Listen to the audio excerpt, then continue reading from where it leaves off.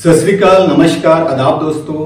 मैं आपका योगेश्वर चौहान एक बहुत ही गंभीर विषय लेकर आया हूं, कैंसर और उसका इलाज। दोस्तों, भारतवर्ष में हर साल लगभग 15 लाख कैंसर के मरीज पाए जाते हैं, जिनमें से 50% से ज्यादा की मौत हो जाती है।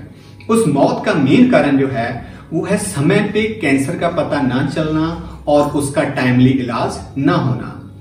भारत में कैंसर डेडिकेटेड हॉस्पिटल जो सिर्फ कैंसर का ही इलाज करते हैं, ऐसे 62 हॉस्पिटल्स हैं, जिनमें से 27 सरकार द्वारा ऑपरेटेड हैं और जो 35 हैं वो प्राइवेट हॉस्पिटल्स हैं।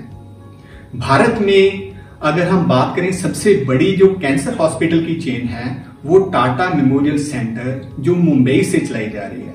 वो डिपार्टमेंट ऑफ एटॉमिक एनर्जी द्वारा भारत सरकार के अंतर्गत आती है, जिनके पूरे भारत में 10 हॉस्पिटल्स हैं। इन हॉस्पिटल्स की सबसे बड़ी बात यह है कि ये बहुत ही अफोर्डेबल हैं। जो आम आदमी है, जो कैंसर जैसी लाइलाज जो बीमारी मानी जाती थी, जो उसका इलाज है, वो सोचते हैं कि बहुत महंगा इलाज है, लेकिन ऐसी बात नहीं है। वहां बहुत ही अफोर्डेबल रेट में, बहुत ही कम खर्च में आपका कैंसर का इलाज संभव है। अगर आपके पास आयुष्मान कार्ड है, उसमें 5 लाख तक का इलाज हो सकता है। कई राज्य में जो चीफ मिनिस्टर रिलीफ फंड है, वो भी 1 से 2 लाख की मदद मिल जाती है। तो आपका बहुत ही कम खर्च होता है। वो डिपेंड करता है कि आपका कैंसर किस स्टेज पे है। जो टाटा मेमोरियल सेंटर मुंबई है, उसके अंतर्गत 10 हॉस्पिटल्स आते हैं जो डेडिकेटेडली कैंसर हॉस्पिटल हैं, जो कुछ का नाम Homi Bhabha cancer hospital and research centre के नाम से चलाया जाता है। भारत में टाटा मेमोरियल सेंटर के 10 कैंसर हॉस्पिटल हैं। 2 पंजाब में है, 1 संगरूर में है, 1 मुल्लांपुर न्यू चंडीगढ़ में है, 2 वाराणसी उत्तर प्रदेश में है, 3 मुंबई में है, 1 विशाखापट्टनम आंध्र प्रदेश में है, 1 वेस्ट बंगाल में है, 1 मुजफ्फरपुर बिहार में है। सबसे बड़ी बात यह है कि ये जो हॉस्पिटल हैं ये वेल इक्विप्ड हैं, लेटेस्ट टेक्नोलॉजी से ऑपरेटेड हैं, बहुत अच्छा इंफ्रास्ट्रक्चर है और जो सबसे इंपॉर्टेंट इनकी बात है कि बहुत ही कम खर्च में बड़ा अच्छा इलाज कोई भी मरीज यहां करवा सकता है। सबसे अच्छी बात है हॉस्पिटल्स की कि आप किसी भी सेंटर में, किसी भी हॉस्पिटल जो टाटा मेमोरियल सेंटर द्वारा ऑपरेटेड है, उसमें जाएंगे, सभी का मॉड्यूल, सभी के नॉर्म, सभी का प्रोसीजर सेम है। जैसे आपका कैंसर डिटेक्ट हुआ है, आपने वो रिपोर्ट लेकर किसी भी सेंटर में जाना है। जो फर्स्ट रिसेप्शन काउंटर है उसको केवट नाम से जाना जाता है। केवट के पास आप जाएंगे, वो आपसे बड़े प्यार से बात करेंगे, आपसे पूछेंगे कि आपको कहाँ आपने डिटेक्ट किया है, आपकी रिपोर्ट देखेंगे।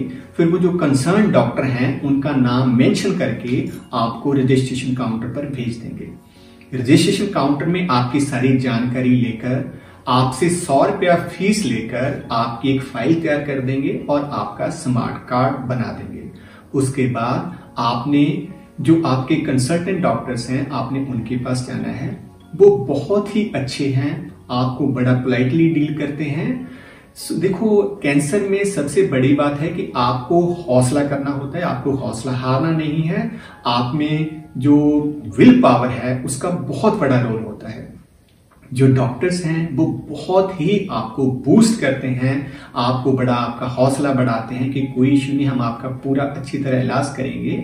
तो उसके बाद डॉक्टर टेस्ट लिखते हैं, जैसे ब्लड टेस्ट है, MRI है, CT स्कैन है। वो सारी जितने भी ये टेस्ट हैं या जो रिपोर्ट्स हैं, वो आपको सारा हॉस्पिटल के बीच ही हो जाती हैं, बीच में ही करवानी होती हैं और वो बहुत ही नॉमिनल चार्जेस पे होती हैं। जब आपके इन टेस्ट की रिपोर्ट आ जाती है तो फिर से आपको डॉक्टर के साथ मिलना होता है। तो आपको हॉस्पिटल से फोन भी आता है कि आपकी डॉक्टर के साथ इस डेट को अपॉइंटमेंट है।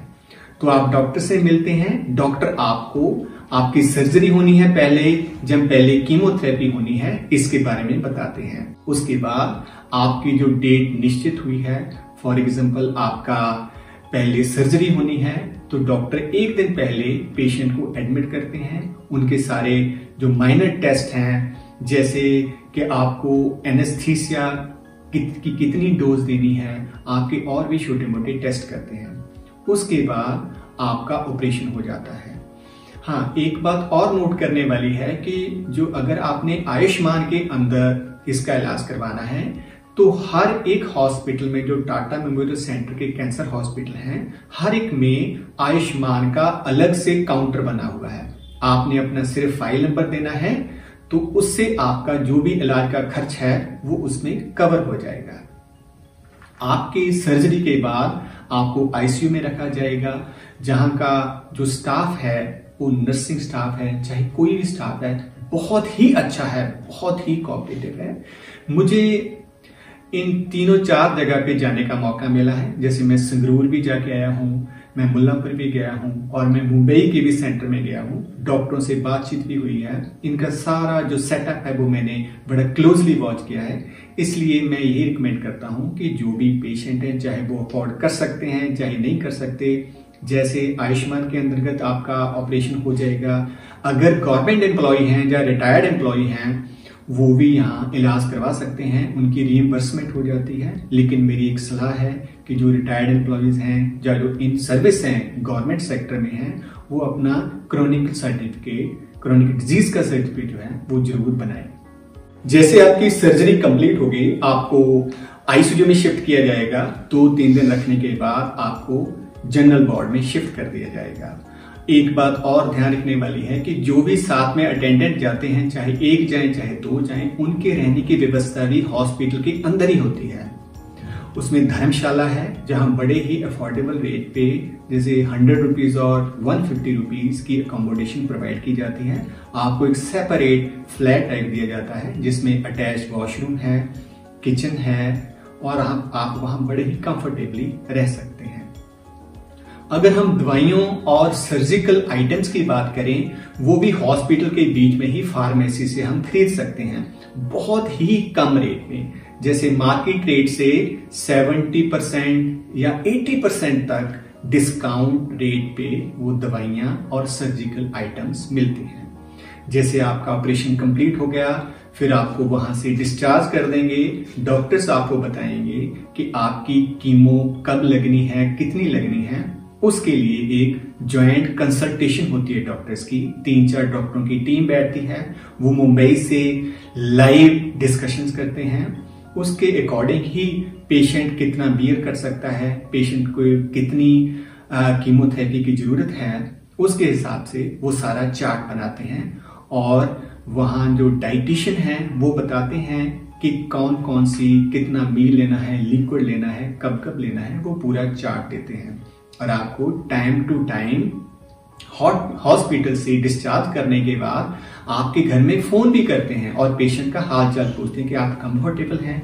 अगर आपको कोई भी दिक्कत है, आप कभी भी वहां जा सकते हैं। तो इस तरह बड़े ही सिस्टमेटिक वे से, बड़े ही एकदम तरीके से इन हॉस्पिटल्स में कैंसर पेशेंट का इलाज होता है और वो पेशेंट बड़ी जल्दी ही स्वस्थ होकर अपने रूटीन वर्क करने में लग जाते हैं।